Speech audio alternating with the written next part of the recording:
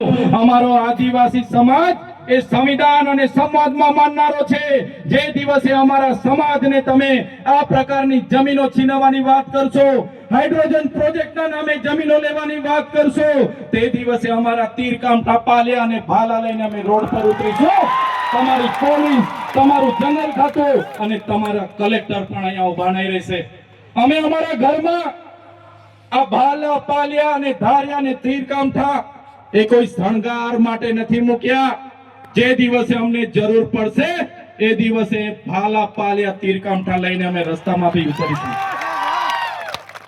અમારા લોકો આદિ અનાદિ કાળથી આ વિસ્તારના જંગલોમાં રહે છે અને આ જંગલ ખાતાના અધિકારીઓ આવે છે, ડરાવે છે, ધમકાવે છે, મારે છે, ખેડવા નથી દેતા, પાક નુકસાનીને કરે છે, પાક કાઢી નાખે છે।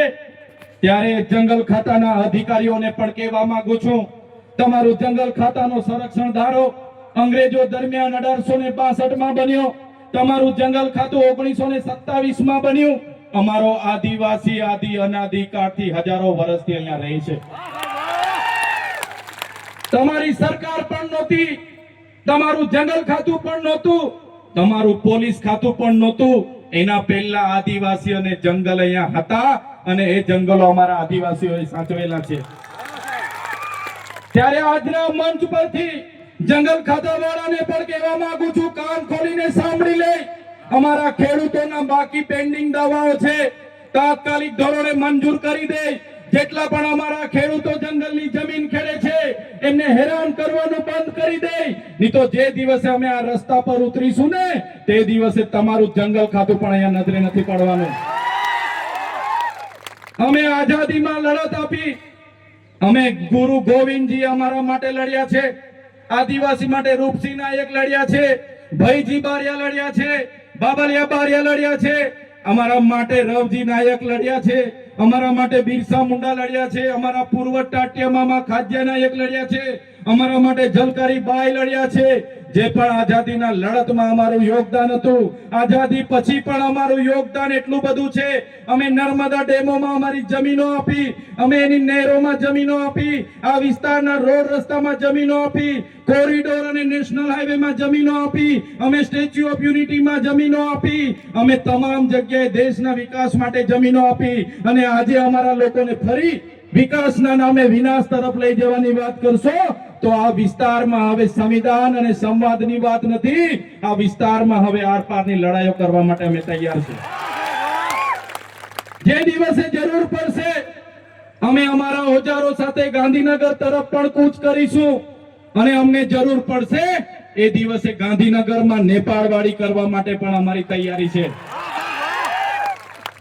અમે કોઈનાથી ડરતા નથી અને અમારા તમારા જેવા ખાણ માફિયાઓ બુટલેગરો ના સહારે અમારું કમલમ અમારું ચાલતું નથી। ત્યારે આ વિસ્તારોમાં મનરેગા નામે કૌભાંડો થયા, નલ સે જલના નામે કૌભાંડો થયા, આપણા બાળકોને શિષ્યવૃત્તિ મળે એના માટે અમે અવાજ ઉઠાવ્યો, આ વિસ્તારમાં રોડ રસ્તા બને એના માટે અવાજ ઉઠાવ્યો, નર્મદાના લોકોને વળતર મળે એના માટે અવાજ ઉઠાવ્યો, કેવડિયામાં જ્યારે ઝૂંપડા તૂટતા હતા એના માટે અવાજ ઉઠાવ્યો। આ વિસ્તારના લોકોનો અવાજ અમે સડકથી લઈને સદન સુધી બોલીએ એટલે આ ભારતીય જનતા પાર્ટીની સરકારને, એમના નેતાઓને ગમતું નથી। સાથીઓ, તમે બધાએ જોયું હશે, અમને પણ જેલોમાં મોકલવામાં આવ્યા, એક વાર નથી, ચૈતરભાઈ વસાવા પર 19 વાર ખોટી એફઆઈઆર કરવામાં આવી છે, છતાં ચૈતરભાઈ વસાવા એટલા હિંમતથી લડે છે, એટલી તાકાતથી લડે છે કેમ કે ચૈતરભાઈ વસાવા સાથે તમારા જેવા વડીલો અને યુવાનો અને માતા બહેનોના આશીર્વાદ। હમણાં પણ મને જેલમાં નાખવામાં આવ્યો, મને રાતે મારી ડેડિયાપાડાથી પોલીસ દ્વારા પકડવામાં આવ્યો, બળજબરીપૂર્વક ખેંચીને મને જીપમાં બેસાડવામાં આવ્યો, મને રાજપીપળાની જૂલી જેલમાં રાખવામાં આવ્યા। મારા સાથી મિત્રો, મારા કાર્યકર મિત્રો, એ નિરંજનભાઈ વસાવા હોય, રાધિકાબેન રાઠવા હોય, અમારા નાનુભાઈ હોય, અમારા ઈશ્વરભાઈ હોય, અમારા જિગ્નેશભાઈ લોકો રાતે આવ્યા, એમને કીધું ડીએસપી સાહેબ ચૈતરભાઈનો ટિફિન લઈને આવ્યા છે, ચૈતરભાઈના કપડા લઈને આવ્યા છે, અમને મળવા દો। પોલીસે રાતે પણ અમને જમવા નહીં દીધા, અમારા કપડા નહીં આપવા દીધા। બીજા દિવસે મામલતદારમાં રજૂ કરવાના હતા, ડેડિયાપાડાની કોર્ટમાં રજૂ કરવાના હતા, ત્યાં મને લઈ જવામાં નહીં આવ્યો। સામાન્ય બાબતમાં મને સેશન કોર્ટમાં લઈ જવામાં આવ્યો। સેશન કોર્ટમાં મારા વકીલો ચૈતરભાઈના વકીલ છે, એમનો કેસ લડવા આવ્યા છે, અમને જવા દો. છતાં કોઈ વકીલને કોર્ટમાં નહીં આવવા દીધો. કોર્ટમાં નહીં આવવા દઈને મને જામીન રદ કરવામાં આવ્યા. મને રાજપીપળા જેલમાં નાખવાની જગ્યાએ મને બરોડાની સેન્ટ્રલ જેલમાં નાખી દેવામાં આવ્યો. સાથીઓ, બરોડાની સેન્ટ્રલ જેલ પાકા કેદીઓની જેલ, સયાજીરાવ ગાયકવાડે બનાવેલી જેલ, અંગ્રેજો વખતની જેલમાં એક નાની કોટડીમાં મને પૂરી દેવામાં આવ્યો. બહારથી કોઈ ટિફિન નહીં, કોઈ બિસ્તરો નહીં, કોઈ કપડા નહીં.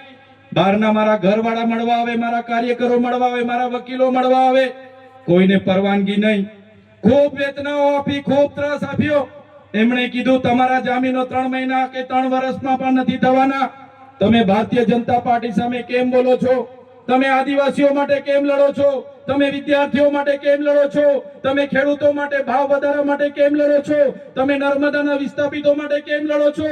તમે નર્મદાનું પાણી છોટાઉદેપુરને મળે એના માટે કેમ લડો છો? તમે લડવાનું બંધ કરવાનું કહો, અમને લેખિતમાં આપો, પછી તમને છોડીએ. પણ તમારા બધાના આશીર્વાદ હતા, એ લોકો સામે મેં ઝૂક્યો નથી અને 80 દિવસમાં છૂટીને તમારી વચ્ચે આવ્યો છું. આટલી બધી વેદનાઓ મારે એટલા માટે કહેવી પડે કે તમારી લડત લડતા લડતા અમારે પણ જેલો વેઠવી પડે છે, અમારા પરિવારોએ જેલો વેઠવી પડે છે, અમે વેદના વેઠીએ છીએ, દુઃખ વેઠીએ છીએ, છતાં ભારતીય જનતા પાર્ટીની તાનાશાહી સામે ઝૂકતા નથી, કેમ કે અમે તમારા દીકરા છે અને તમારા ન્યાય માટે લડતા રહેવાના છે. અમે ધારાસભ્ય નહોતા ત્યારે પણ કેવડિયાના લોકો માટે લડ્યા છે, છોટાઉદેપુરના લોકો માટે લડ્યા છે, નર્મદાના લોકો માટે લડ્યા છે. આજે ધારાસભ્ય છે, આજે પણ લડીએ છે.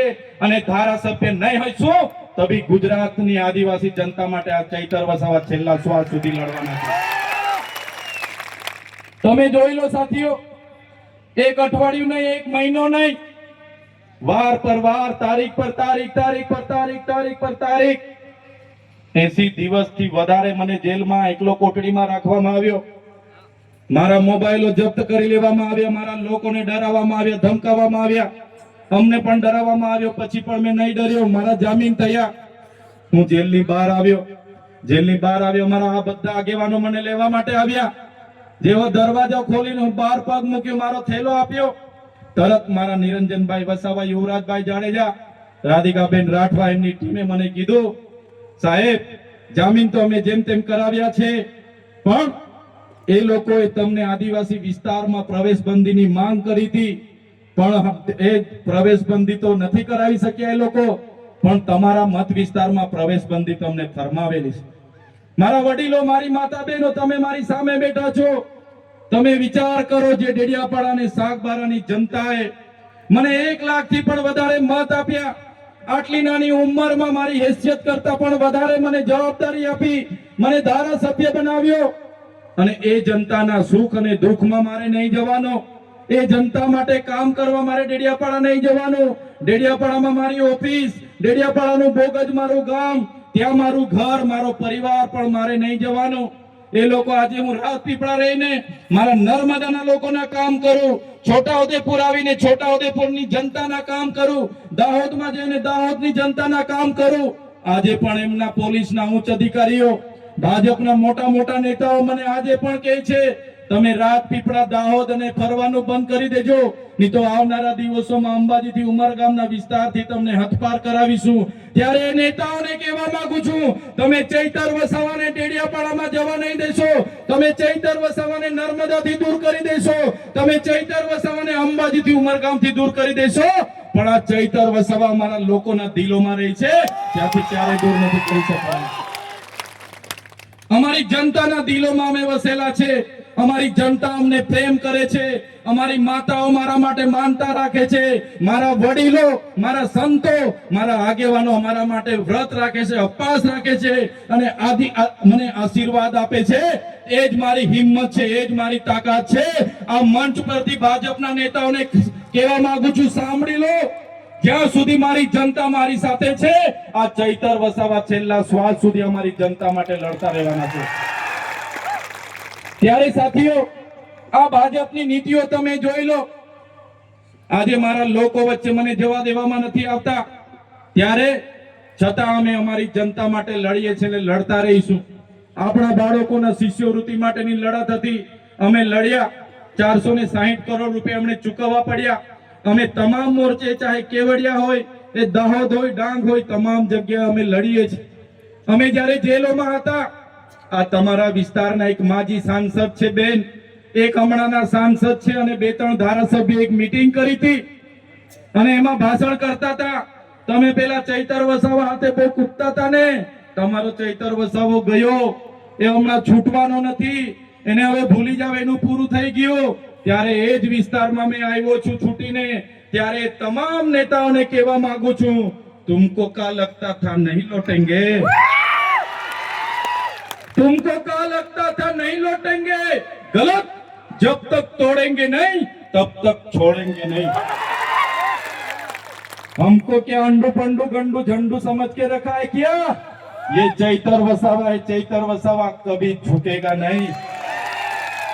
मारा वडीलोना आशीर्वाद છે, મારી માતાઓના આશીર્વાદ છે, જે મારા માટે 2-3 કલાક મારા ફૂલહાર લઈને રાહ જુએ છે, મારું સન્માન કરે છે, એમનું દુઃખ મને જણાવે છે. એ જ મારી તાકાત છે આ તાનાશાહી ભાજપ સામે લડવા માટે. સાથીઓ, હું એકલો છું, નાનો માણસ છું, મારી ટીમ નાની છે. અમે ખૂબ મહેનત કરીએ છીએ લોકોના કામ કરવા માટે. પણ આજે તમને હું આહ્વાન કરું છું, મારા વડીલો, મારા સાથીઓ, મારા યુવાનો, તમે પણ આ રાજનીતિમાં આવો, જાહેર જીવનમાં આવો. ક્યાં સુધી આ ભાજપની શરમ, ક્યાં સુધી આ કોંગ્રેસના સંબંધોથી તમે દૂર ભાગશો? આવનારા દિવસોમાં તમે જે પણ તાલુકા અને જિલ્લા પંચાયતોમાં ચૂંટણી આવે છે, તમારામાંથી એકને તાલુકામાં અને એકને જિલ્લામાં લગાડી દો અને તમે બધા મહેનત કરો અને આવનારા દિવસોમાં આમ આદમી પાર્ટીની તાલુકા અને જિલ્લા પંચાયત બનાવી દો, એવી તમને અપીલ અને વિનંતી કરવા આવ્યો છું. સાથીઓ, આમ આદમી પાર્ટી એ અમારા જેવા ક્રાંતિકારી લોકોની પાર્ટી છે. એનો ઉદ્ગમ એક ક્રાંતિકારી રીતે થયો છે. આમ આદમી પાર્ટી માત્ર આદિવાસીઓ માટેની પાર્ટી નથી. Aam Aadmi party SC, ST, OBC, minority અને તમામ વર્ગ માટે પણ લડે છે. આમ આદમી પાર્ટી, તમે બધા જાણો છો, એક કર્મચારી માટે પણ લડે છે. આમ આદમી પાર્ટી પોલીસ અધિકારીઓને ન્યાય મળે એના માટે પણ લડે છે. આમ આદમી પાર્ટી આઉટસોર્સિંગ કર્મચારીઓને ન્યાય મળે એના માટે પણ લડે છે. આમ આદમી પાર્ટી જૂની પેન્શન યોજના લાગુ થાય એના માટે પણ લડે છે. હર હંમેશ ગુજરાતમાં આમ આદમી પાર્ટી લડી છે અને આવનારા દિવસોમાં પણ લડવાની છે. તમારો બધાનો સહકાર આમ આદમી પાર્ટીને જોઈએ છે. આજે ભાજપના લોકો ડરેલા છે, એમને ખબર છે એમની ખુરશી જવાની છે. અમારા કાર્યકરોને ડરાવે છે, ધમકાવે છે, બીવડાવે છે. પણ આજે આ મંચ પરથી કહેવા માંગુ છું, આ દેશ એ બાબા સાહેબ આંબેડકરે આપેલા સંવિધાનથી ચાલે છે. એમાં સ્વતંત્રતા, સમાનતા, બંધુતાથી આ દેશ ચાલે છે. આ દેશ કોઈ નરેન્દ્રભાઈ મોદી કે અમિતભાઈ શાહના કહેવા પ્રમાણે નહીં ચાલશે. આ દેશ એ બંધારણથી ચાલવાનો છે ને બંધારણમાં આપણો પૂરો અધિકાર છે. એ બંધારણે આપણને સંવિધાનિક અધિકારો આપ્યા છે. આ વિસ્તાર અનુસૂચિ 5 માં આવે છે, પૈસા એક્ટ માં આવે છે. ત્યારે આજે જે ગામ સભાઓ મળે છે એ પણ બારોબાર એજન્ડા લાવીને કરવામાં આવે છે. ત્યારે આપણે જાગવું પડશે, આપણા અધિકારો માટે લડવું પડશે. ત્યારે સાથીઓ, અહીંયા જેટલા પણ પોલીસ અધિકારીઓ છે એમના માટે એકવાર જોરદાર તાળીઓ પાડ લો. જેટલા પણ પોલીસ અધિકારીઓ અહીંયા છે અને ગુજરાતના જેટલા પણ ઈમાનદાર અને નિષ્ઠાવાન પોલીસ અધિકારીઓ છે, એમને ચૈતર વસાવા સલામ કરે છે, એમની વર્દીને સલામ કરે છે. પણ એટલું જરૂર કહીશ, કેટલાક પોલીસ અધિકારીઓ અહીંના ધારાસભ્યને, સાંસદના કહેવા પ્રમાણે અમારા લોકોને હેરાન કરે છે. એવા પોલીસ અધિકારીઓ ક્યારેક અમારા લોકોને રોડ પર ઉભા રાખીને ખોટી રીતે કનંગળ કરે છે, ડરાવે છે, ધમકાવે છે, રેડ પાડવામાં આવે છે. ત્યારે એવા પોલીસ અધિકારીઓ જે પણ હશે, એવા પોલીસ અધિકારીઓને આ મંચ પરથી કહેવા માંગુ છું, અમારા લોકોને જો તમે આ પ્રકારની હેરાનગતિ કે આ પ્રકારની ડરાવવાની, ધમકાવવાની, ભાજપના નેતાઓની ઈશારે જો કામગીરી કરશો તો આવનારા દિવસોમાં અમારો પણ સમય આવવાનો છે. બધાનો હિસાબ કિતાબ અમે કરી દઈશું. આવનારા દિવસોમાં અમારો પણ સમય આવવાનો છે. અમે પરિવર્તનની ધારા લઈને ઉપડેલા છે, મોતને મુઠ્ઠીમાં લઈને નીકળેલા છે. અમે સરકાર બનાવીને જંપવાના છે. ત્યારે જે દિવસે સરકારો બનશે ત્યારે એ દિવસે ભાજપના ઈશારે કામ કરતા તમામ લોકોના હિસાબ કિતાબ આમ આદમી પાર્ટી કરશે. સાથીઓ, તમે જોયું હશે, આપણી બધાની લડત ચાલુ છે.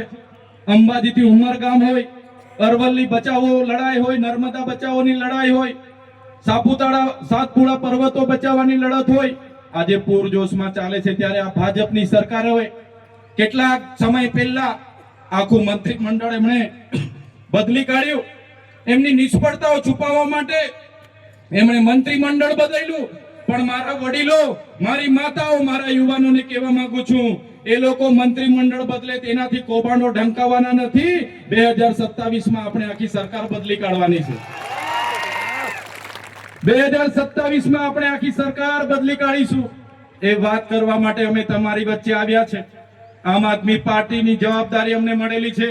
અમે તમને નેતૃત્વ પૂરું પાડવા માટે આવ્યા છે. મારા બહેનો, મારા વડીલો, યુવાનો, આવનારા દિવસોમાં તાલુકા જિલ્લામાં તમારો સમય આમ આદમી પાર્ટીને આપો અને આપણે બધા સાથે મળીને લઈએ, પરિવર્તન લાવીએ, એ વિનંતી કરવા માટે આજે હું તમારી વચ્ચે હતો.